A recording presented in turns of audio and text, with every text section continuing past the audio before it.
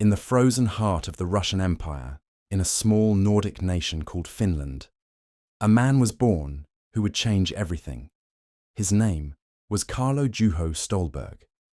And on a cold January day in 1865, no one could have predicted that this quiet, scholarly boy would become the architect of a nation's freedom and the first president of an independent Finland. Picture this. Finland had been under Russian rule for over half a century. The Tsar's grip was absolute, unquestionable, seemingly eternal. For generations, Finns had watched their language suppressed, their culture marginalized, their voices silenced in their own homeland. They were not Russian, yet they were forced to live as subjects of the Russian crown. They paid taxes to St. Petersburg. They answered to governors appointed by the Tsar. They lived under laws written in a foreign capital by foreign people who knew nothing of their land or their dreams. It felt hopeless. It felt permanent. It felt like this was simply the way the world worked and always would work. But what if I told you that within just 56 years, a man named Carlo Juho Stolberg would walk into the halls of power and help shape the legal foundations of an independent Finland? What if I told you that this same man would become the very first president of a brand new nation, a nation born from the ashes of imperial rule? What if I told you that this nation would survive everything thrown at it and eventually become one of the most democratic, most prosperous, and most stable countries on earth? This is his story.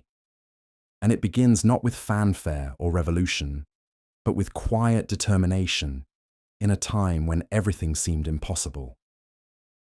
It begins with one man's unshakable belief that change could happen, that freedom was possible, and that the future belonged to those brave enough to imagine it.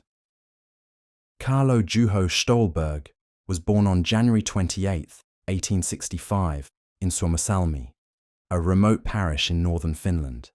His father, Johann Stolberg, was a Lutheran pastor devoted to faith and education. His mother, Amanda Gustafa Gadolin, came from a respected clerical family known for its intellectual and moral integrity. Their household was modest but disciplined, anchored by books, prayer, and a belief that knowledge could lift a person above circumstance. When his father died suddenly in 1873, Amanda moved her children to Oulu, a small coastal city on the Gulf of Bothnia, where she hoped they could pursue proper schooling. For Carlo, this marked a decisive turn. The hardship of loss taught him self-reliance, and education became his path forward. At school in Oulu, he excelled quietly, earning top marks and respect for his calm focus and sense of duty. Teachers described him as serious, thoughtful, and unusually mature for his age. He developed an early interest in law and order, fascinated by the question of how societies could balance justice and authority. When he entered the Imperial Alexander University of Helsinki, now the University of Helsinki, he chose to study law and administration. There, he encountered the great political debates of the era between the Swedish-speaking elite, the growing Finnish nationalist movement, and the pressures of Russian imperial oversight. But unlike many of his peers who expressed their patriotism through poetry or protest, Stolberg chose a quieter battlefield, the law itself. He earned his Master of Laws degree in 1889 and later his doctorate in law in 1893, focusing on administrative and constitutional structures. He taught as a lecturer and eventually became a professor of public law, earning recognition for his careful, principled approach to governance. He studied constitutional models across Europe and drew inspiration from nations that had managed to balance freedom with institutional stability. By the time he was in his late 20s, Stolberg had established himself as one of Finland's most promising legal scholars. His essays were cited in academic journals, his lectures attended by the country's future civil servants, and his voice increasingly sought in government commissions. Yet beneath his quiet demeanour lay something more than academic ambition. A conviction that one day, Finland would need a legal and moral framework strong enough to stand on its own. The question was not if that moment would come, only when. And would he, when history called, be ready? But the world that Stolberg was entering was becoming increasingly hostile and unpredictable. As the 1890s dawned, the Russian Empire was undergoing a profound transformation, and it wasn't moving toward greater liberalism or reform. Tsar Alexander III had set the course for tighter imperial control, and when Nicholas II succeeded him in 1894, he inherited an empire already showing serious cracks. The Industrial Revolution was creating new social tensions. There were revolutionaries agitating for change. There were ethnic minorities restless under Russian domination. The foundations seemed to be shifting. And the Tsar's response to these cracks was not to reform the system, to address grievances, or to accommodate the aspirations of the peoples under his rule. Number. His answer was control. Absolute, centralized, brutal control. He believed that if he could just tighten his grip hard enough, if he could eliminate all dissent, if he could force all the diverse peoples of his empire to become uniformly Russian, then stability would follow. It was a catastrophic miscalculation, but it was the logic that drove his policies. In 1899, something happened that shocked Finland to its core and galvanized an entire nation into consciousness. The Russian authorities issued what became known as the February Manifesto. In one stroke, with a pen in a distant capital, Russia moved to strip Finland of its hard-won autonomy. The Finnish Diet, the four-estate parliament that had existed since the 1809 Diet of Porvoo, was essentially rendered powerless. Russian law would now override Finnish law. The Russian language would begin to be imposed on Finnish administration, replacing Swedish and Finnish in official contexts. Finnish courts would be subordinated to Russian authority. It was a sweeping dismantling of everything Finland had built as a semi-autonomous Grand Duchy. For the first time in generations, Finns realized something crucial and terrifying. The empire would not grant them freedom. They would have to demand it. And demanding it meant risk. It meant sacrifice. It meant standing up to one of the most powerful military forces in Europe. The response was extraordinary. Nearly 500,000 Finns, an enormous number for that time, signed what became known as the Great Petition against the Manifesto. Strikes erupted across the country. Factory workers walked off the job, shops closed, schools emptied. The resistance was remarkable not for its violence, but for its peaceful, unified nature. It demonstrated something powerful, that the Finnish people, across class lines and regional boundaries, shared a common identity and a common aspiration. But it also demonstrated something else. The empire would not be moved by peaceful protest alone.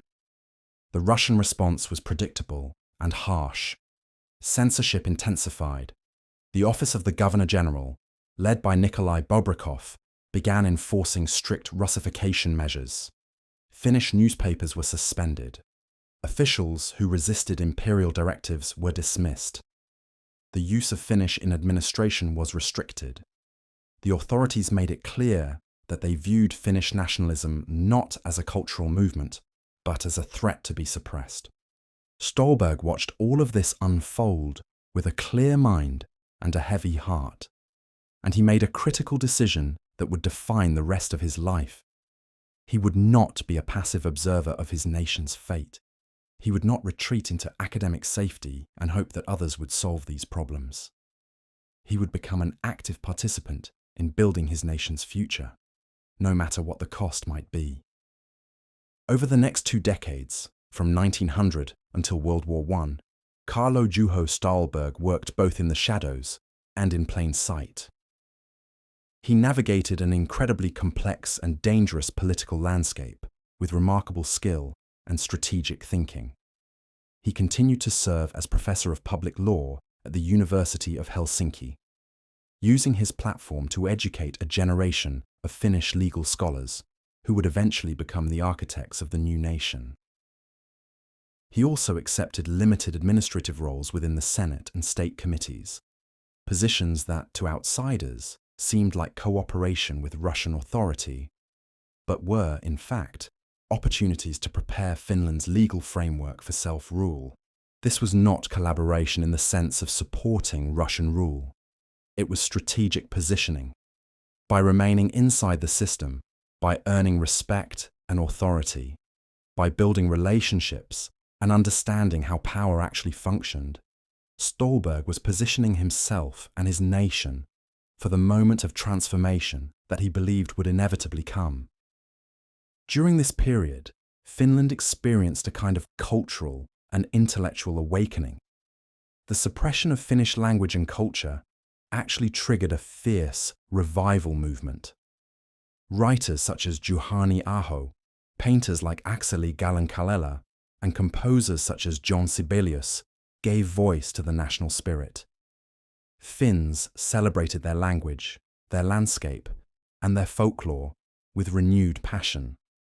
Literature flourished, music flourished, theatre flourished, and Stolberg, working in the legal and political sphere, became part of this broader movement toward Finnish consciousness and independence. But then, on a global scale, everything changed. World War I erupted in 1914 and consumed Europe in a catastrophic conflict, unlike anything the world had ever seen. The Russian Empire, already weakened by internal decay, administrative corruption, and military failures, began to buckle under the strain. Millions of Russian soldiers died in the trenches. The economy collapsed. Food became scarce. Social order began to disintegrate. By 1917, the empire that had dominated Finland for over a century was crumbling from within. The February Revolution toppled the Tsar. The October Revolution, led by Vladimir Lenin and the Bolsheviks, shattered what remained of the old order. For a brief moment, the iron grip that had held Finland was released. And in that chaos, in that unprecedented moment of imperial weakness, Stolberg and the Finnish leadership saw an opening. For the first time in history, Finland could be genuinely free. On December 6, 1917, just weeks after the Bolshevik Revolution in Russia, the Finnish parliament declared independence. Stolberg, then serving as a legal advisor and constitutional expert in the Senate, played a vital role in shaping the legal arguments for sovereignty and preparing the framework for a future constitution. It was breathtaking in its simplicity and radical in its audacity, a moment of tremendous courage. But independence alone was not enough. A newly independent nation needed more than a declaration. It needed institutions. It needed legitimacy. It needed a constitution. It needed a legal framework to govern itself.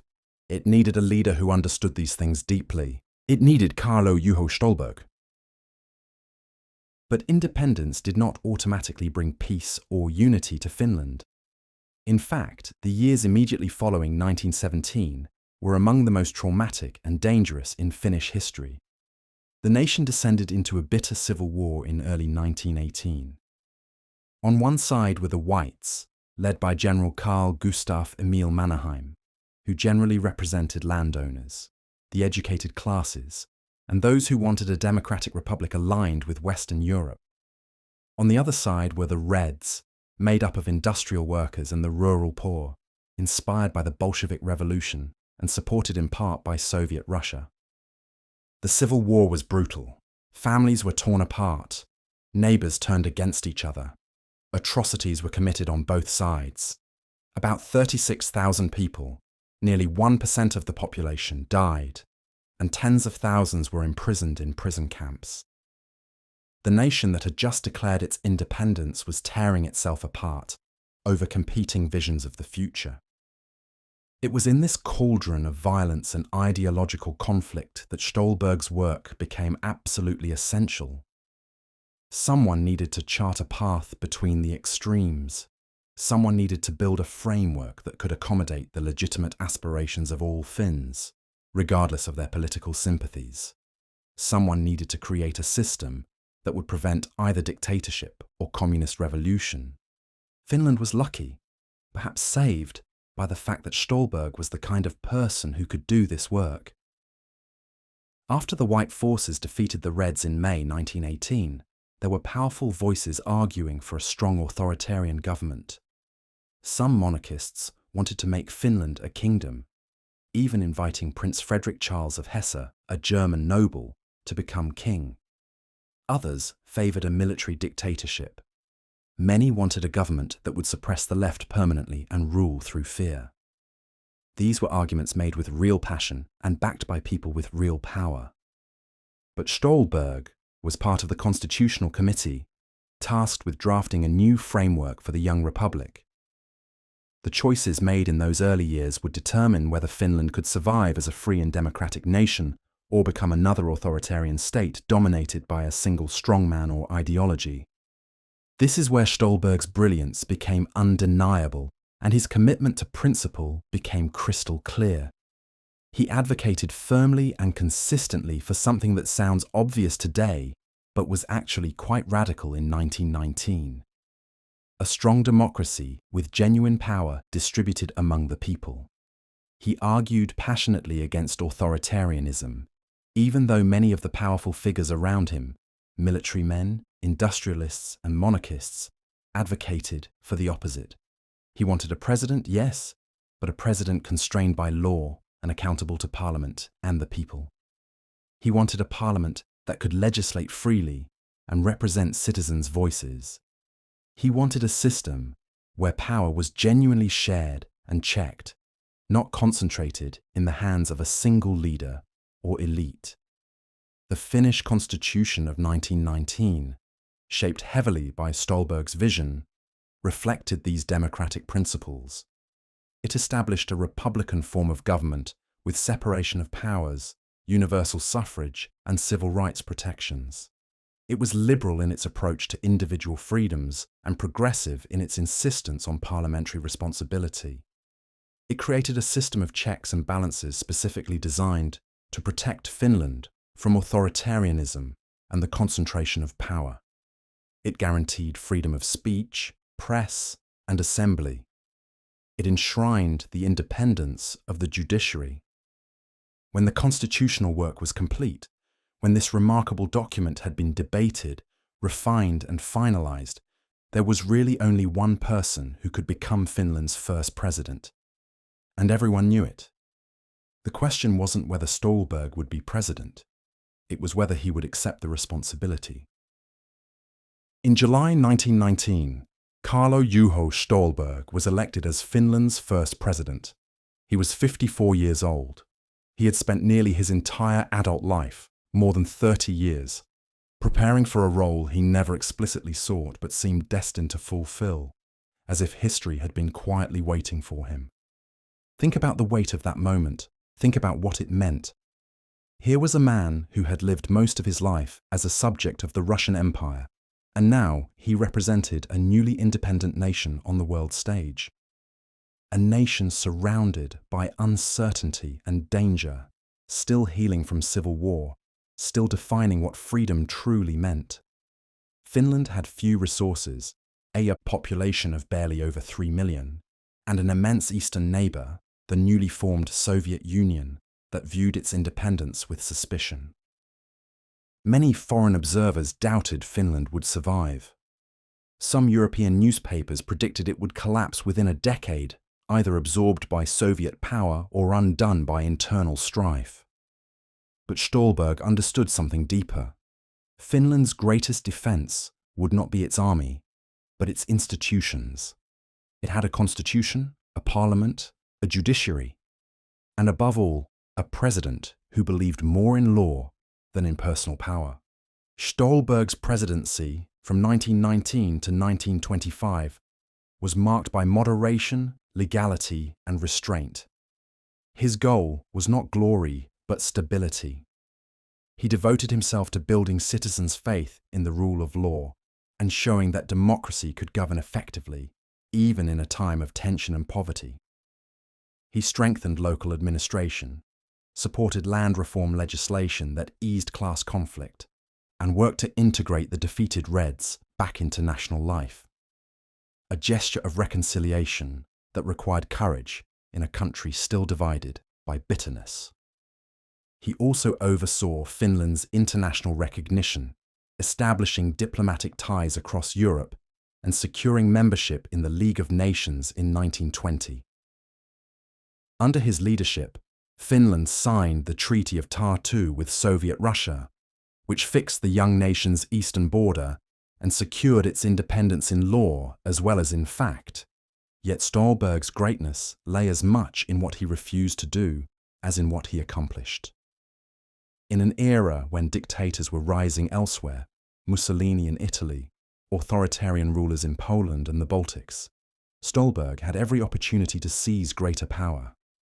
He could have justified it with national security or economic crisis, but every time he chose restraint. He believed that democracy, though slow and noisy, was the only durable form of government. He governed through persuasion, legality, and example. When his 6-year term ended, he quietly left office in March 1925, transferring power to his successor, Lauri Relander, without conflict or manipulation. It was Finland's first peaceful transition of power, a simple act that cemented faith in the young republic's constitution. After the presidency, Stålberg returned to public service, serving as a member of parliament and occasionally as a legal advisor.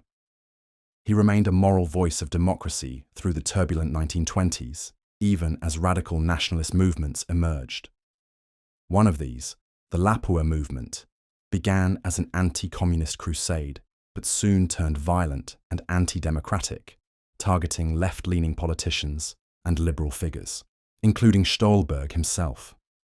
In October 1930, he and his wife, Esther Stålberg, were kidnapped by members of the Lapua movement. The attackers forced the elderly couple into a car in Helsinki and drove them hundreds of kilometers north toward Lapua. The intention was to intimidate Stålberg into silence, perhaps to drive him into exile. But the plan backfired spectacularly. After a day and a half, amid national outrage and condemnation, the kidnappers released them unharmed near Joensuu. The incident shocked Finland. It demonstrated how fragile democracy could be, and how vital Stålberg's principles still were. His calm, measured response afterward only increased his stature. He refused revenge, refused hysteria, and insisted that justice, not vengeance, should prevail. His moral authority helped turn public opinion decisively against the Lapua movement, which soon collapsed.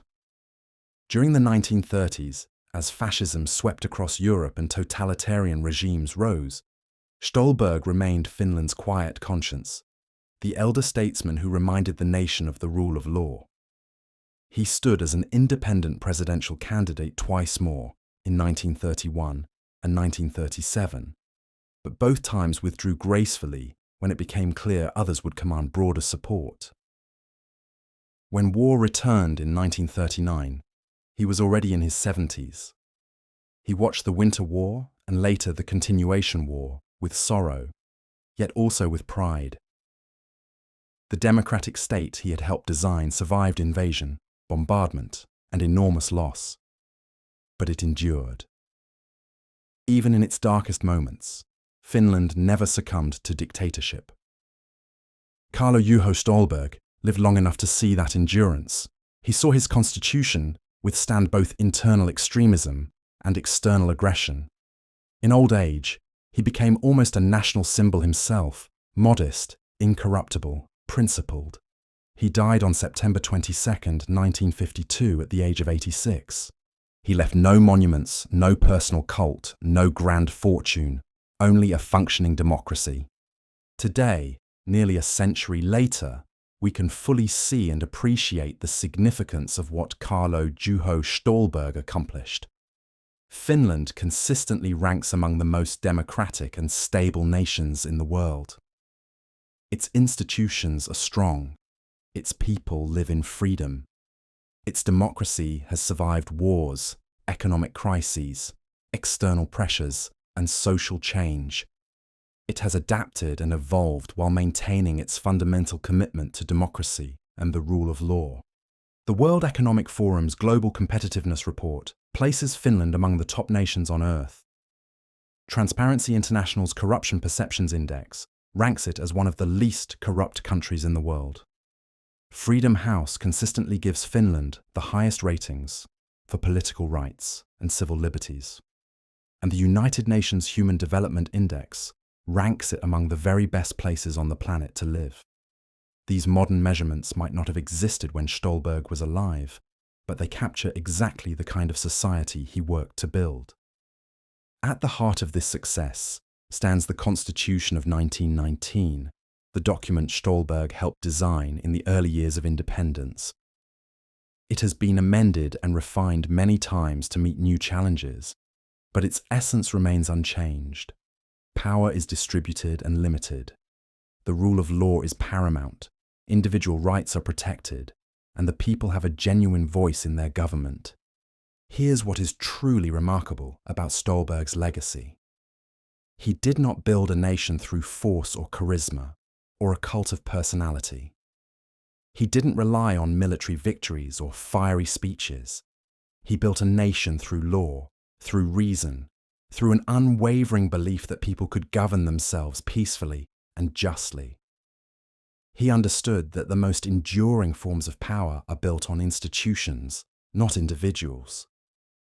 In an age when so many leaders were seduced by authoritarian temptations, when power and fear seemed the tools of progress, Stolberg believed something radically different. He believed that democracy, though slower and more difficult, was both morally and practically superior. He believed that democratic systems create stronger, more resilient, and more prosperous nations. And he was proven right. Finland today stands as living testimony to Stolberg's vision. It is a country where democracy works, a country where corruption is vanishingly rare, a country where citizens trust their institutions and each other, a country that regularly ranks among the happiest places on earth. These things do not happen by accident. They happen because, at the crucial moment when a nation was being born, one man made the choice to build democracy rather than despotism, to respect law rather than seize power, to believe in the people rather than in the rule of a single strongman. That man was Carlo Juho Stolberg, a lawyer, a scholar, a constitutionalist, a statesman, and a visionary. He was Finland's first president and the architect of its democratic soul. He changed history not through conquest or violence, but through principle and conviction, through the enduring belief that freedom and justice, when built on law, could stand against any empire, any tyranny, and any storm. This is the story of a man who transformed an impossible dream into a living nation. The story of how Finland, once bound by empire, became a beacon of democracy and dignity, and of how one man's steadfast faith in the rule of law helped shape one of the most successful democracies in the modern world.